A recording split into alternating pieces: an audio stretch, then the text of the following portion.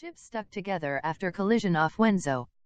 LK carrier MING ZHOU 66 collided with gravel carrier HONG CHENG YUN 3 off Wenzhou, China, East China Sea, at 1115 Beijing time March 12.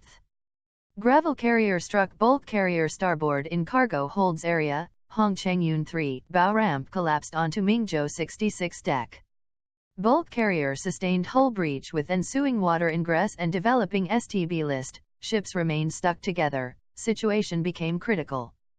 SAR ships and tugs were deployed in salvage. After some 5 hours the ships were separated, water ingress taken under control. MING ZHOU 66 was towed to Wenzhou South Channel and anchored off Zhuangyuan Island. HONG CHENG YUN 3 reached her port of destination. Bulk carrier MING ZHOU 66, MMSI 413406450, GT 8619, Flag China.